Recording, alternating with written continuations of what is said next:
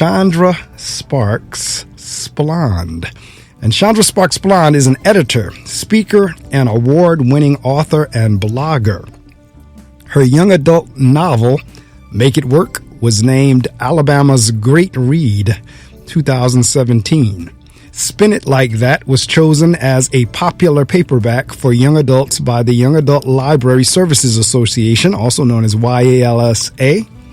And the pledge was a YALSA Quick Pick for reluctant readers. Black Pearls magazine honored Splond as a legend and leaders for 2017 for her blog, Book of Splond, formerly known as Magic City Momma. Splond is a 2019 recipient of the Orlean Beeson School of Education Learning for Life Award. Splond is the owner of West End Publishing, LLC, and Live Life Creations, a personalized gift and party boutique. In addition to working for Kensington Publishing as the consulting editor for BET Books, Arabesque Romance, Splond has also done work for Random House, Moody Publishers, Kimani Press, formerly known as BET Books, and Hyperion. She has edited books for several New York Times, USA Today, and Essence best-selling authors. Splond has interviewed New York Times best-selling authors Karen Kingsbury, Kimberla Lawson Roby, you've heard her here on the show, Eric Jerome Dickey, I've been trying to get him and can't, and actress Meagan Good. She has also worked for Good Housekeeping, Black and Married with Kids, Brides Noir, Weddingpages, Newsday, The Morning Call, and Romantic Times. Of all the titles she has held, Splond's most important remained Child of God, Wife and Mom. Splond graduated from Ramsey High School in Birmingham, Alabama, and the University of Alabama at Tuscaloosa with a degree in journalism. She received her Master of Science in Education degree with a focus on instructional design and technology from Samford University. Oh, she's a part of the First Fam. She is a member of Alpha Kappa Alpha Sorority Incorporated Ski Wee and resides in Birmingham with her family. They are members of 45th Street Baptist Church. Welcome back to the Reading Circle microphones, and don't mind my crazy sense of humor, Chandra Sparks Splond. Chandra, good morning. Good morning, Mark. Thank you so much for having me this morning. Thank you so much for joining me again. This is my AKA sister, because I know she's figured it out by what I'm saying. Now I'm an Alpha Phi Alpha brother, so that's my AKA sister. This is our First Fam. Yeah. So again, welcome, and thank you so much for rising to join me. And I was displaying, or actually I put on Facebook from your website, your picture of all of your books. I see you have a whole gallery here, your complete and printable book list, exactly as your website says. And I see, let's see, what is that? Is that Spy Like That or Spin It Like That? Spin It Like That. Spin It Like That. The Pledge, The Promise, The Greatest Gift of All, He's Got Game, Make It Work, You've Got to Have Faith, Black Girl Dreaming, and the list continues on. And it's my understanding as to why we're circling back again today that you have some new work that's come out. We'll talk about that as well as some of the titles that we mentioned. So I tell you what, let's kind of refresh the audience's mind in terms of how did this all begin? I mean, is this something were you an avid reader as a child? Or were you, did it come along later in life? You majored in journalism, so obviously there must have been a love for that somewhere along the lines, but talk a little bit about how you kind of got to this point. Well, I've always loved reading. There's not a childhood memory I can think of that doesn't involve me reading in some form. But when I was 14 years old, I had this crazy dream that I wanted to write books. I had no clue how that dream was going to come true, but it was just something that I carried in my heart. And as I got ready to go off to college, my mom asked me what I wanted to do with my life. And when I told her that I wanted to write books, she told me that writers didn't make any money, and I needed to find a career to fall back on. So I ended up majoring in journalism at the University of Alabama because that was the closest that I could get to writing books. But I found that I didn't like the writing structure for journalism. And then my senior year of college, I ended up taking a class in copy editing. And at the time, when I first took the class, I didn't realize that there was a name for like me actually correcting other people's grammar and their papers and stuff.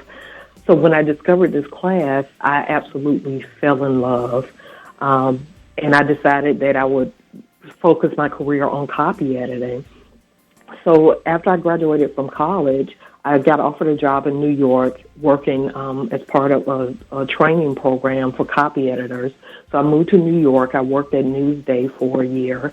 And then from there, I actually went to another newspaper in the Times Mirror, which was the parent company for Newsday, under their umbrella.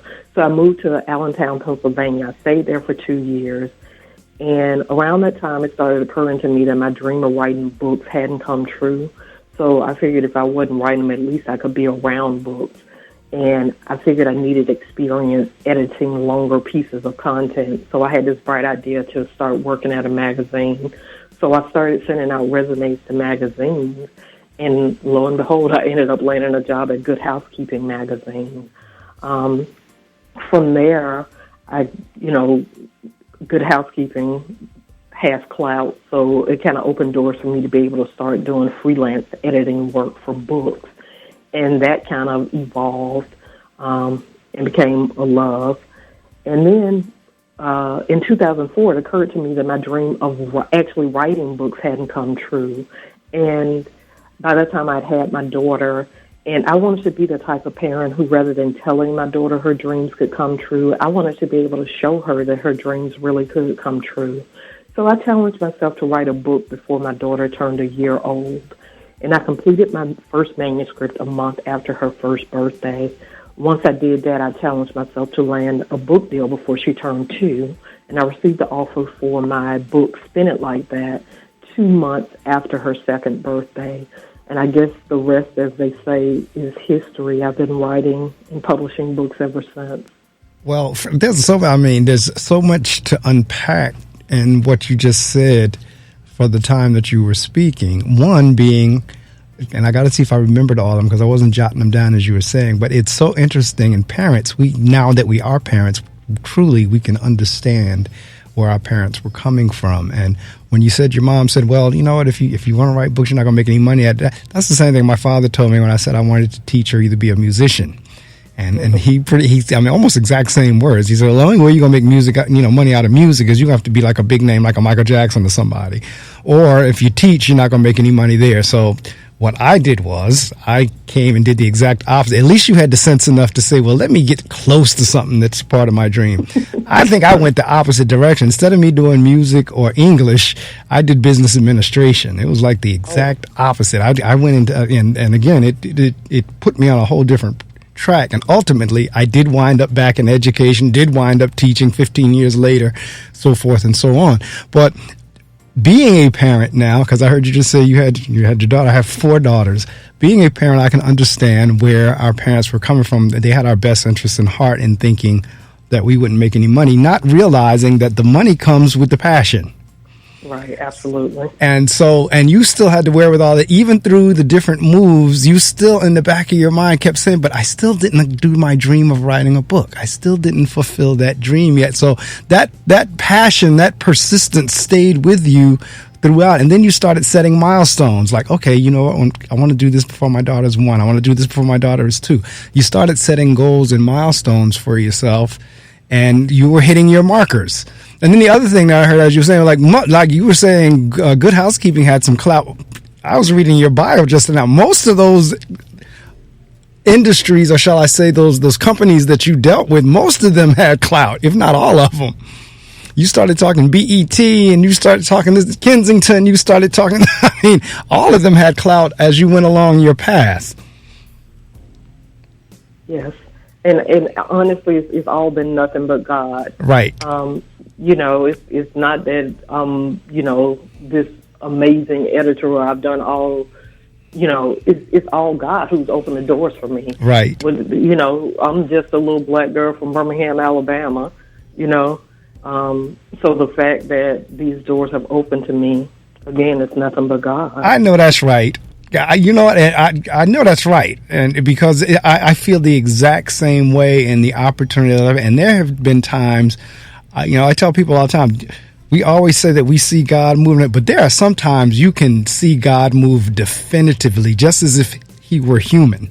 There are some moves that were made that was like, human man could not have made that setup as perfect as that.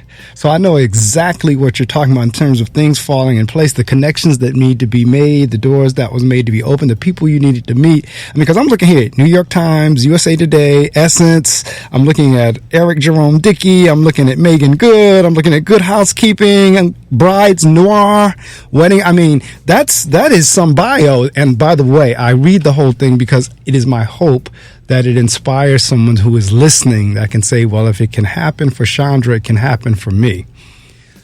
So that's why I like to share the entire bio. And I said this last week whenever I was introducing my guests. A lot of times my guests will say, oh, don't read the whole thing. It's not like, no, I want to read the whole thing because I want someone to be inspired by hearing it. But when we start throwing the names out, and we were just talking about, the impressive names and having clout. Absolutely. There's nothing. It was God for sure. And you heard the song prior to you coming on with Grateful. No question. We have a lot to be grateful for, even during these crazy times.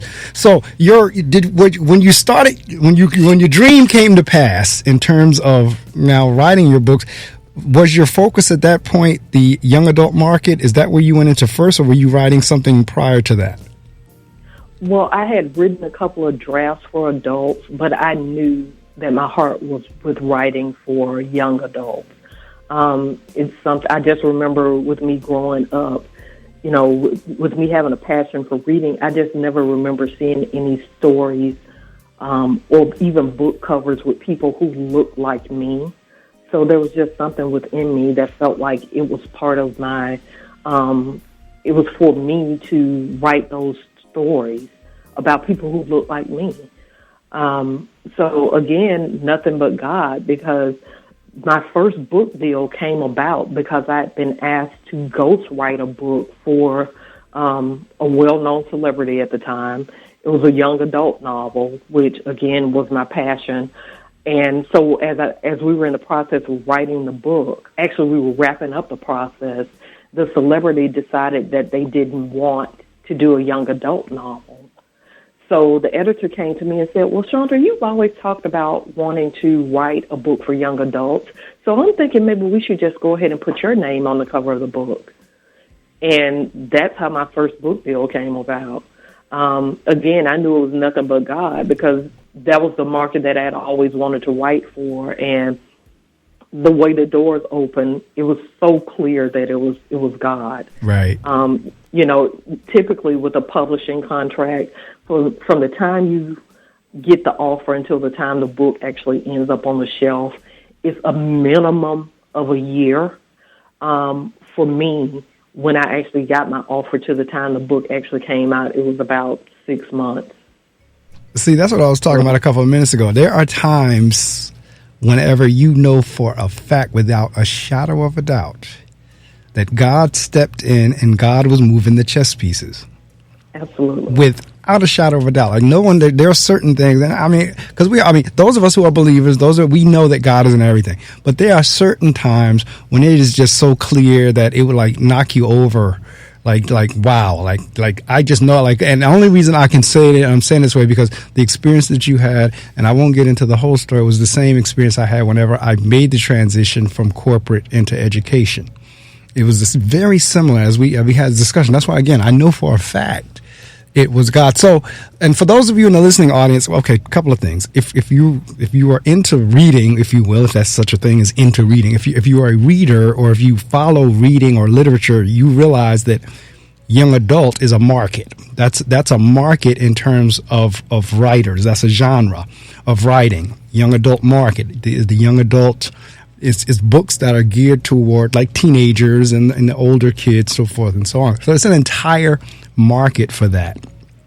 And as one who loves reading, as one who was a language arts teacher, so forth and so on, constantly encouraging people to read, I can't think of a better time to capture them, to help them gain a love of reading. I heard you say, Chandra, that you love reading since you were a child. I was the same way.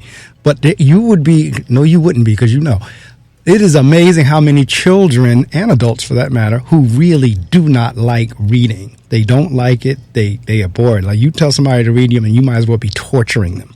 I saw something the other day that, I forget, there was like a very high percentage of Americans who have not read a book like throughout the year.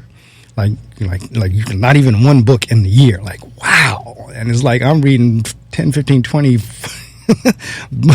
books simultaneously, and then you're looking at a statistic that says of a high percentage of Americans don't read books at all. So if you can capture a teenager, if you can capture their imagination and spark their love for reading, you have done, in the words of Brian Courtney Wilson, a great work. Mm-hmm. So, all right, so now your first one drops. It was supposed to be for the celebrity. It wound up with you. What was that like for you? It was very surreal. I'd been carrying this dream around in my head for all these years. And, you hear people talk about, you having this dream and other people not being able to see it. But, like, for me, it was just so clear. I always knew it was going to happen. It was just a matter of when it would happen. So when I'm actually physically holding this book in my hand that I had dreamed about all this time, it was surreal, and it was definitely bittersweet too, because by that time both my parents had passed away. So I didn't get to share this success, this moment with them. And then it was me being able to show my daughter, who she was only a couple of years old at the time. Right. But, look, mommy's dream actually did come true. So she's kind of grown up around this. It's kind of all she knows at this point.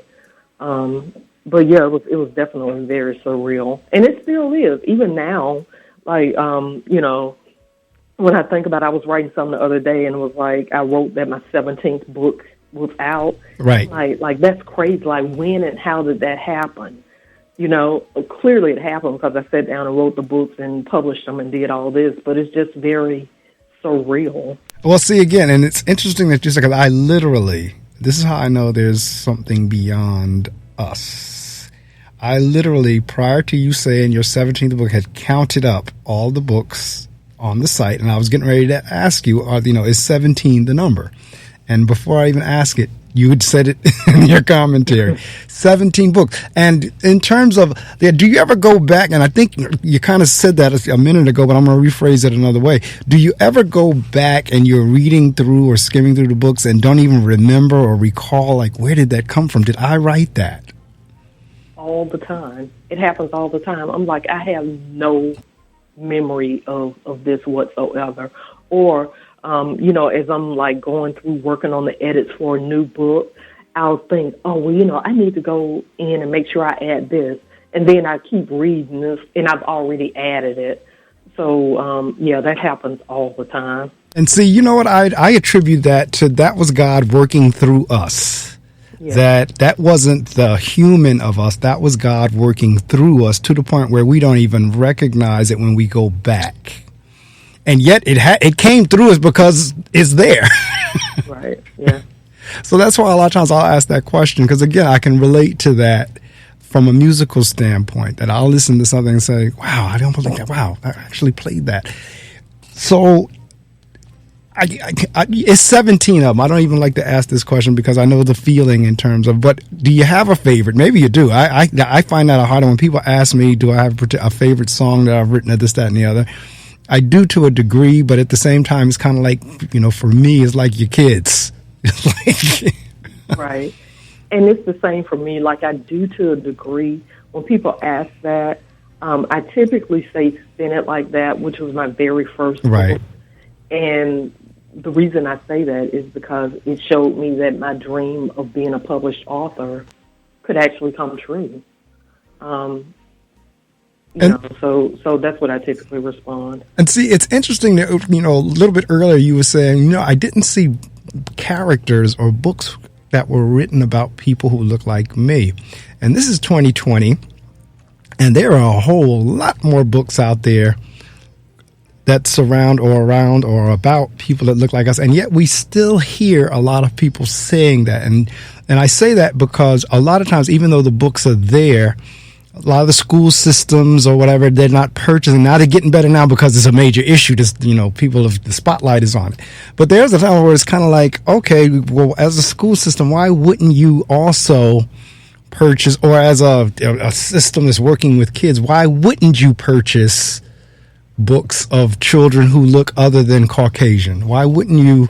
And because one of my big pushes in the school that I work in this year is really this whole notion of celebrating who you are regardless of your race. In other words, there's Dr. Naeem Akbar who had, and I think I'm paraphrasing, or maybe I'll get it almost close, but it says the celebrating of you does not take away from, and I am paraphrasing it, anyone else.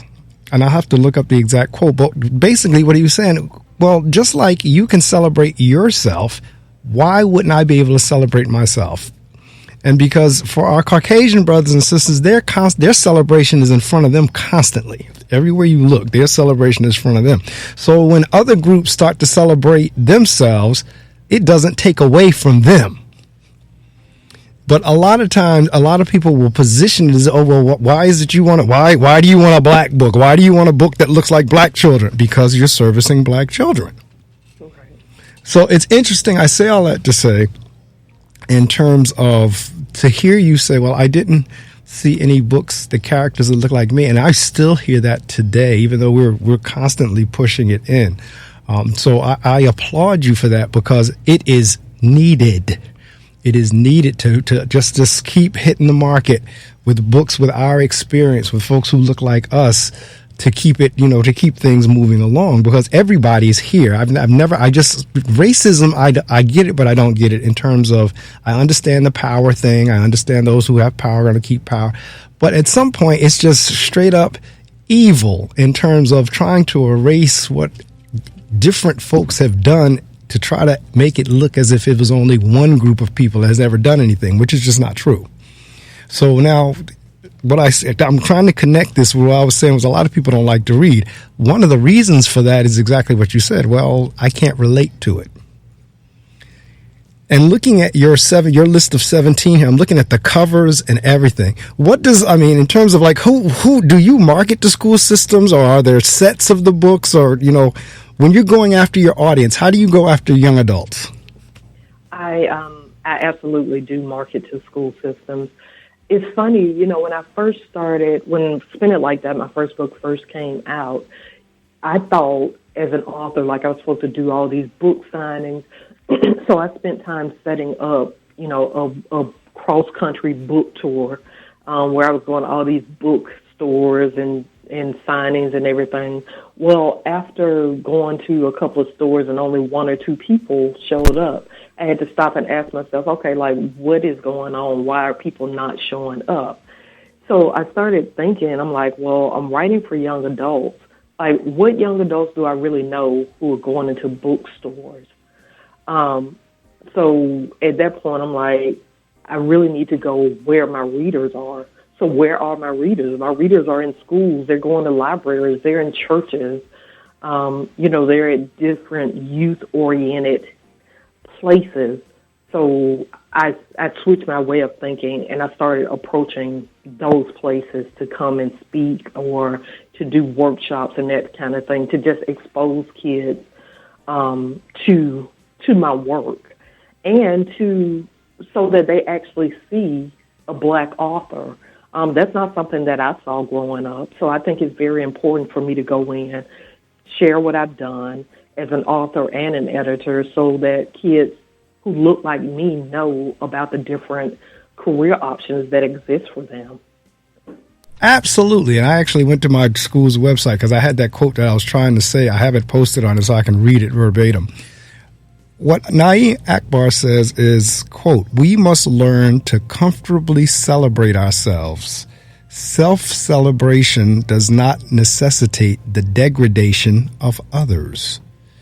And that's kind of like one of our mantras this year at the school that I serve in. And that's where, like, with the staff I'm working with my parents, with my students, it's all right to celebrate your Hispanicness, like especially if we're in Hispanic Heritage Month now. It's all right to celebrate your blackness. It's all right to celebrate if you're Indian. It's all right for you to celebrate if you're Bangladesh. It's all right. Like, in other words, it's okay. Like, don't let anybody tell you that it's not okay because you're not a certain skin color or ethnic background or what have you. So that's where I'm going in terms of thinking. And you just said another key word when you said exposure, because half the battle is our children are not exposed to what they could be in real life form. So now when you, Chandra Sparks Splond, walk into a classroom or you walk into a church and kids actually see that's an editor, that's a writer, that's an author, they now have something that they can feel, touch, see to now aspire to.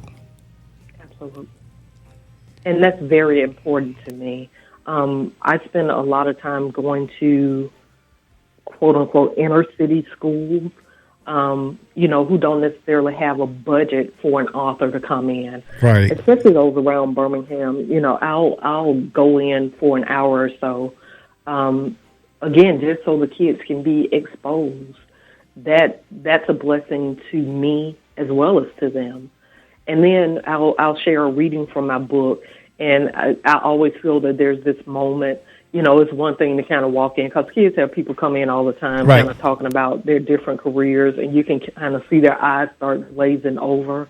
But I love it, like when I start reading excerpt from one of my books, and like you can see when the light goes on, wait a minute, like she's talking about somebody who could be me or correct, one of my friends.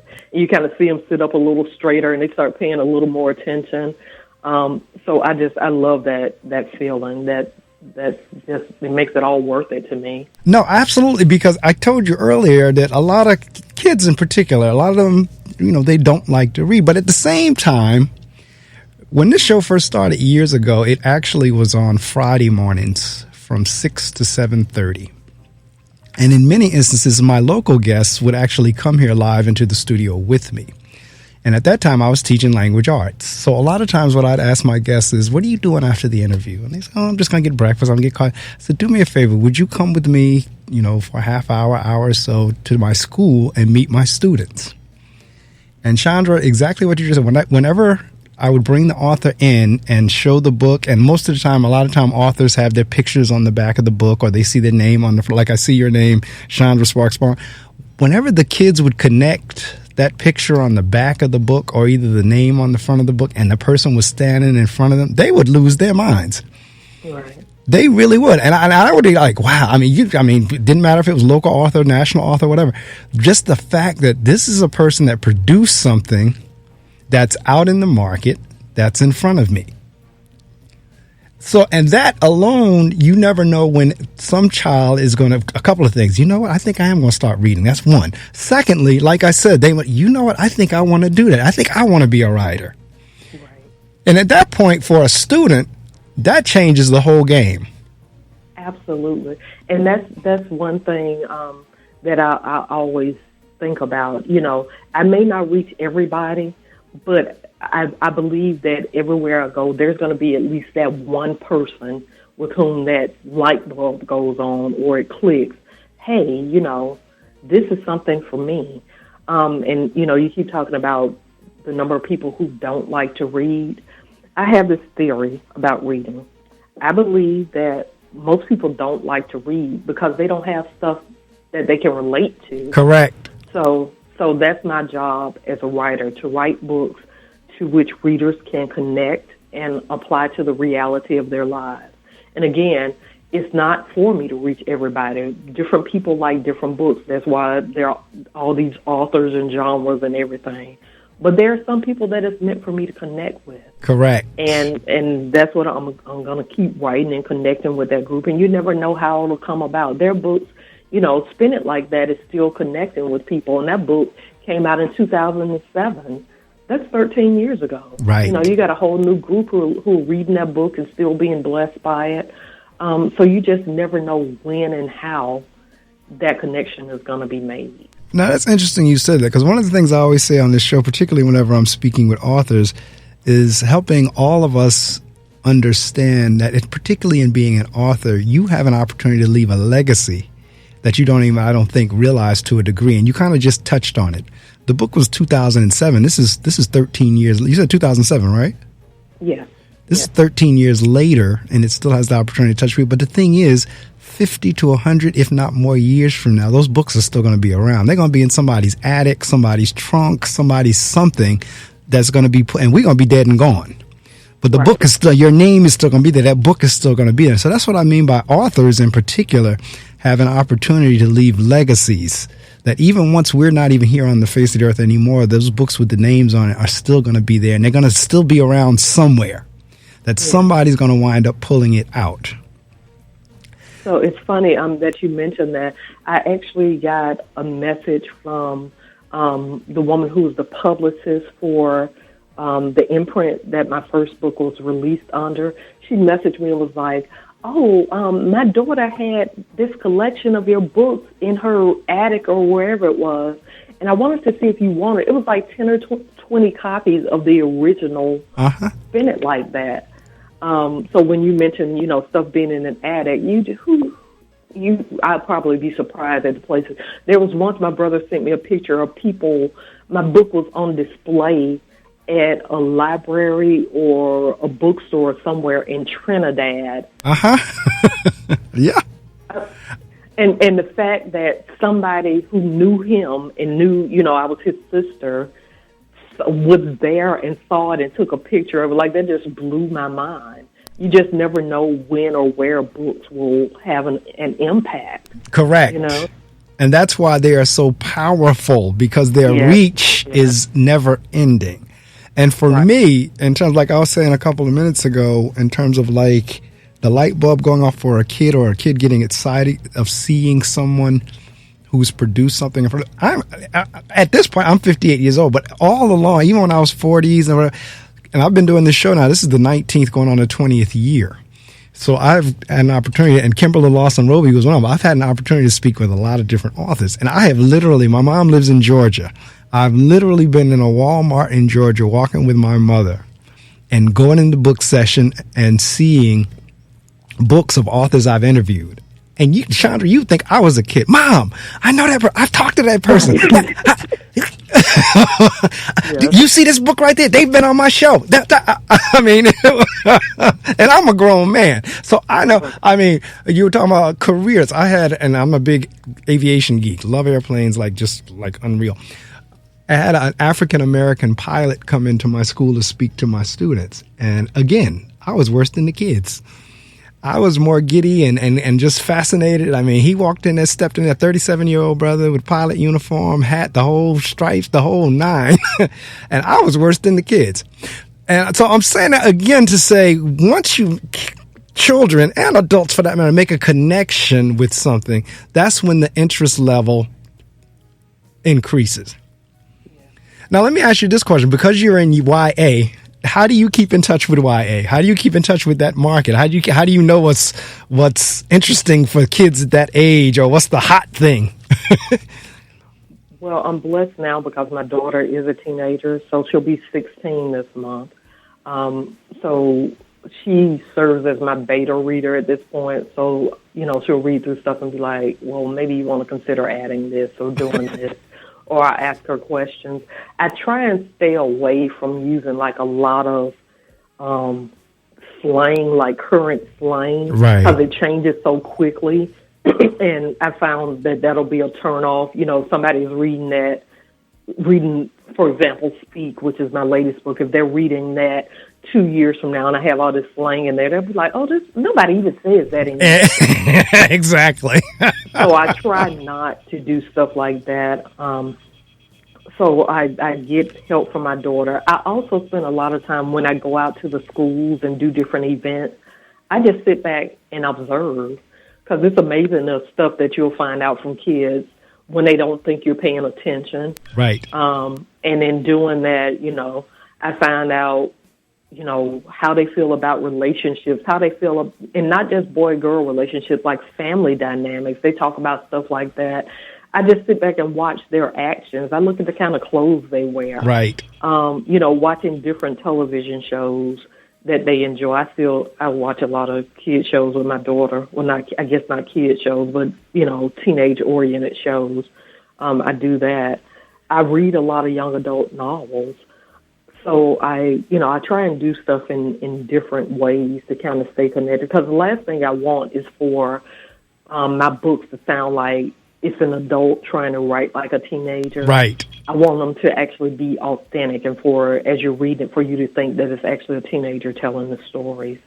Now, talk to me a little bit about character development. Do the characters kind of like take a life of their own, or, how does that come out? Because I'm looking at all the various titles. I see Spin It Like That. I see The Pledge, The Promise, The Greatest Gift of All, He's Got Game, Make It Work, You Gotta Have Faith, Black Girl Dreaming, It's Like That, Shine, Home for the Holidays, The Fire. I mean, kind of like where your concepts come from and what happens as you're developing the storylines and the characters. The characters definitely take on a life of their own. Sometimes like I'll have an idea of where I think things are going to go, and the character's like, no, that's not happening. For example, with Speak, when I first came up with the idea for the book, it was last summer, and I remember the day so vividly. I had gone to my daughter's school because she was working for the first time last summer, so she needed paperwork that had to be signed. So I had gone up to the school to get it done, and I guess summer school had just started. So I'm sitting in the parking lot just watching the kids be kids, and all of a sudden this girl pulls up in this little red Kia car. So I'm just watching her, and as I typically do, I'll kind of start giving people a story, like, okay, I wonder what's her deal. Right. So as she's sitting there, like, this guy, I think, came up to her car. At this point, I don't even remember if this actually happened, or maybe this is like the story I created about her. It's so funny. But a guy came up to the car, and she was, like, annoyed by him trying to get in her car. And I could just hear the story in my head, like, oh, my parents told me not to let nobody in my car. Like, how's this going? My mama's going to find out. She's going to freak out, and I'm going to get in trouble. I'm going to get my car taken. Like, this is this whole story I'm developing in my head. So I'm like, oh, there's some kind of story here. So I'm like, it'd be interesting if I did a story about summer school. That's something that I haven't kind of explored before. So, maybe I'll just tell the story about this girl in summer school. So as I sat down to start writing, I'm thinking it's going to be a story about this girl in this red Kia. The story evolved, and it actually ended up being about the boy who's on the cover of Speak. His name is Kobe Means. It was his story, and it dealt with his relationship with his dad. And I'm like, I never would have saw that coming. Oh, okay. But that's just allowing the story to kind of develop and the characters to develop. So the girl in the red Kia does end up appearing and Speak, but she wasn't the focus of the story. So she was the touchstone, and then ultimately wound up not being the focus. Right. Okay, because I'm looking at Speak, and I see the young man in the bow tie with the glasses and so forth and so on. All right. So what is your latest work, the one that caused you to email me to say I'd like to come back on and talk about it? What's the last one you done, or the latest one? So Speak is the latest one, and this is Speak is the latest one. Okay, it is. Yes, it came out in August. So the main character is 15-year-old Kobe Means, who has zero desire to follow in the footsteps of his famous father. Now, thanks to the pandemic, they've been stuck in the house together for months, and Kobe has just reached the point where he's had enough of dealing with his daddy. So it seems the only way he'll get any peace is if he finds a way to speak up for himself, because his dad really wants him to play sports, and that's just not Kobe's thing. Kobe loves to read. Oh, okay. Yeah, so, what his dad is trying to force him to be something that he's just not. So Kobe comes up with this idea to go to summer school to get ahead, and to get away from his dad. And he thinks it's a way for him to show some independence, but going to summer school actually ends up changing his life in ways that he never thought possible, and it helps him get his voice, to find his voice and to speak. Wow. Now, let's see. This was released in August. It was like another about a month and a half ago. So, and I noticed the name is Kobe, and you wove the pandemic in there. So, was the Kobe after Kobe Bryant, or just happened to be a name you liked, or how did you come up with the name? No, it was. That's part of the story, and that's what I told you. I started writing it last summer. Okay. So I had written the first draft last summer. The main character's name is actually Kobe Bryant Means. Okay. I wrote it last summer, put it aside. I was like, okay, well, I'll release it next summer. And then, in January, Kobe Bryant passed away, and right. that pandemic hit. And I'm like, really can't release this story the way it is now. So I had to go in and do major rewrites because I wanted it to be current and relevant. Right. So I had to go in and do major rewrites before it was actually released. Wow. We were talking earlier in terms of like the kids taking note of, wait a minute, that could be me. Have you had any teenagers or students come up to you and say, that was me? I read your book and that was me, or how'd you know, or anything along those lines? Well, not with this particular book because thanks to the pandemic, now I haven't been able to go to the school. So we're in the process of setting up virtual events with some of the schools. Okay. But with other books, I've had that happen all the time. Right. Like, are you serious? Like, how do you know that? Like, this really could be me. I'm dealing with this same situation. And a lot of times the ideas for stories for me comes from stuff that I dealt with as a teenager. Right. And it just goes to show there's nothing new under the sun. I mean, they're different. It puts a new dress on the situation, but it's stuff that a lot of times, we as parents now have dealt with.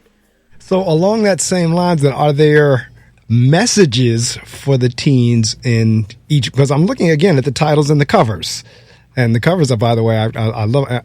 Because I'm into books, I'm into covers, and I love the covers. I mean, the different models that you have on there, the kids or whatever. Are there messages in there for them that, at the end of the book, they have some type of redemptive message or some type of message or inspirational or what have you? As a teenager would read it, would they walk away saying, I really got something out of that? Absolutely. That's always my intent. I write inspirational books, and I want kids to walk away with a message, whether that's the importance of loving yourself, whether it's pursuing your dreams, the importance of loving others, speaking up for yourself. My books are always going to deal with some topic, and prayerfully, once readers are done with them, they walk away with at least one, central message. Right. I try and be very intentional about that, as well as about the book covers. I unapologetically write Black books. Oh, absolutely. I do. Yeah. So I'm very intentional about putting Black models and stuff on the covers. I've thought about, maybe I should just do words, or maybe I should just do this or that. But I want somebody who's walking by, if I'm at a book event or whatever, when you walk by my table, I don't want there to be any mistakes about who I'm writing for, who my audience is. Oh, absolutely, because I'm going to go back to Akbar's quote again. We must learn to comfortably celebrate ourselves. Self-celebration does not necessitate the degradation of others. The other thing is, all right, let's say, for example, Caucasian kids do pick it up. It is about education and learning. And that's my thing. We need to all learn about each other's culture and not have it be one way all the time. Like, you have one group that wants you to know everything about them, but they're not necessarily willing to learn anything about any other group. So let's say, for example, your book, they do have Black folks on the cover. What is wrong with a Caucasian person being able to pick up that book and read that as well? Because the expectation is, if it was a Caucasian child on there, an African American would pick it up and read it. Right. And you're 100% right with that. And I have white kids who read my books too, and who talked about. I mean, the messages are the same. Correct. The color. So I mean, those messages don't change. Absolutely. The characters. And Mark, another thing I do is, there's no one Black stereotype within the book. I try and do different. You have kids from the projects. You have rich kids. You have, you know, as I mentioned, the main character, Kobe, you have a boy who likes reading. Right. You know, that's not something that you see a lot in books. You have him playing sports, which there's nothing wrong with that, but that's not the only kind of boy that exists. Correct. So, you know, so I want a boy who likes to read to see himself in one of my stories. Absolutely. Matter of fact, I'm looking at the cover of Speak, and he's a dead ringer for one of my 8th graders. Oh, wow. I have an 8th grader. His name is Brandon, that looks just like this cover model that you have on there. And I'm looking at him like, wow, that looks a lot like Brandon. Hey, Brandon. It might be him. Maybe he has a secret career as a model that you don't know anything about. That's it. But in any event, you are so right in terms of, you know, stereotypes can be very damaging. And like, whenever you heard me react when you said he's a boy who likes to read, because like, oh, I totally connected with that, because that's the way I was as a kid. I was kind of like that little geek kid. like sports was okay. I mean, I played football, I played baseball, and so forth and so on. But my thing, I was into music and I was into reading. Hence, being a music or a language English teacher, whenever I grew up. But so, you know, I'm definitely going to be interested. I got to get a copy. Now, are these available? And I know when we get down to the last few minutes of the interview, you know, we'll talk in terms of availability, but are they downloadable? Are they ebooks as well? Or are they all paperbacks or what? They're ebooks and paperbacks. They're both. Okay. See, Speak, I may wind up, because I'm the principal of an all boys school. Okay. I have that. I think the last time we met, I don't think I was in this school. I was in another school, but I was reassigned last year to an all male school. And when I tell you, I have been loving it. I have been loving it in terms of the conversations I can have, you know, in terms of the curriculum that we can do with it being an all boys school where we're trying to push, because it's a leadership school. And I'm really looking at Speak here. Speak would work with my boys. And now we're virtual. That's the only thing I was going to, when we get back together, if we get back together again, but Speak would work as a class set. I got a very small school, so I got to really take a look at that, because I think that's a message I want boys to get to begin with, that everything is, and we're constantly pushing that anyway, that everything is not always about athletics. Like you said, nothing wrong with athletics, but there's more to folks than just athletics. Right. I would shock people. And it's dealing with the father-son dynamic, you know. Kobe's dad in this book is all sport all the time. He has his head set on Kobe getting some kind of sports scholarship. Right. and Kobe's like, well, you know, I'm a B student. So I make good grades. Like, I don't need, and my parents have money. Like, why is it so important to you that I have a sports scholarship? Right. Like, you're not even looking at me for who I am. So yeah, I mean, there's a lot to unpack in a short book, and I intentionally made it short. Oh, for sure. Because I know a lot of readers aren't into, like, they're intimidated by bigger books. Right. So this is one of my smaller ones, but again, that's intentional. Well, I'll tell you what, now, because you may have given me an idea for a Christmas gift or something for the boys, the older boys. I mean, when I tell you small school, I mean really small school. It's not like, I mean, I've had large schools where I've had 500, 600, 700 kids. I've had them, and now I've been blessed to have a really small school that I can target. And Speak, just looking at, matter of fact, the other ones will work too, but Speak, and for sure, since it's an all-boys school, and I see a young man on the cover, he reminds me so much of Brandon. I'm definitely going to, I know I'm going to download my copy for me, but I may wind up getting some gift copies for the boys. Well, and we can talk. I mean, I'd be happy to actually come and talk, you know, do a virtual visit with the kids. Okay. I'm happy to do that. Okay, we can definitely talk about that, because everything is being done virtually, and I do have guest speakers that come in. So that, you know, we'll definitely talk offline on that. And speaking of it, we've come down to just about the end, but it has been a wonderful time chatting with you. Like I said, I'm sitting here looking at the entire layout of your books.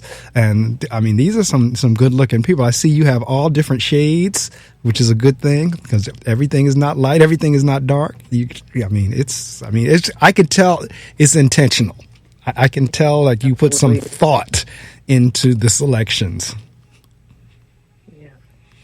So I tell you what, like I said, we're down to the end. This is where you have the opportunity to market per se or to promote. The only thing you can't say is the dollar amount, because that way when folks get in touch with you, they can work that out for themselves. But at this point, you can shout anybody out. You could let us know your website. You could let us know any upcoming book signings, anything that you're doing virtually in this environment that we're in. You know, I'm going to shut my mic off, and it's yours to promote with the exception of anything but the dollar amount. Okay, well, thank you.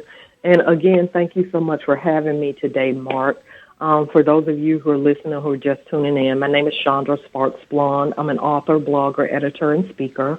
I publish 17 books, mainly for teens and tweens. You can find out about all my books on my website, chandrasparksplond.com. That's ChandraSparksSplond. Also on my OND.com, so chandrasparksblond.com. Also on my website, you can find out about all my upcoming events. There are links to all my social media pages. And there's my personal blog, which is Book of Splond. In addition to that, I also talk all books all the time at my blog, Black Fiction Addiction. That's blackfictionaddiction.com. I talk about all black books all the time. We celebrate black books and the authors who create them. I interview a ton of authors and share a lot of different book recommendations. So I'd be happy if you join either one of the mailing lists or both of the mailing lists for chandrasparksblond.com and blackfictionaddiction.com. And again, thank you, Mark, for allowing me to be on the show today. Well, again, thank you for rising early. Matter of fact, you know what I'm going to do? I'm going to give you my school website as well. Matter of fact, if you go in, because it's a long, okay, let me see, ymla-pps-nj.schoolloop.com. But I tell you what, if you go to Google and you put in Young Men's Leadership Academy, Paterson, New Jersey, it'll take you there. You'll get there. But if you scroll down to that, you'll see the young men, all the different speakers. You'll see the young men in action, the group of kids. And like I said, we definitely can talk about, doing something virtually with them, particularly around that book about the last ones you did there around Speak. Since there's a male on, because that's another thing. You have a young man on the cover, and it's just him. There's no one else in the picture on the cover of Speak but this young man. Yeah. Even that is different. So I can tell you, I know for a fact they're going to connect with that right off the bat. They're going to connect with that book. So we'll definitely talk. And like I said, if the district doesn't pay, then I'll buy a few copies myself to give to them because, I have a small number of kids. It's not like I got to buy 500 copies. But that one, I promise you that I can tell you right off the bat. I'm going to do something with Speak with the boys. All right? Thank you. Thank you. And I've had a wonderful time talking to you again. Again, you have an open invite whenever you want to come back on. You do some other, you're right, you got another release, just let me know. And back on, we will go about and talk about that again. Well, thank you. Thank you for that. All right. Okay, well, that brings us to the end for the most part of another reading circle. I had a guest on last week. She was calling from California. And so it was like 7 o'clock my time, 4 o'clock her time. So at the end of the interview, I said, well, if you want to go back and take a nap, I won't be mad at you. So I'll say the same thing to you. If you're not an early bird, it's not generally your time of day, you want to go back to bed, I'm not mad at you. But I do thank you for taking the time. Well, I'm an early bird. Oh, you're an early bird, so it doesn't phase you then. Okay. I was already up, so we're good. Well, again, I thank you, and I wish you nothing but the best. But I will send you an email to see how we can work this whole thing with Speak. Okay, sounds good. All right. Okay, great. Have a wonderful Saturday weekend. Be blessed and be safe.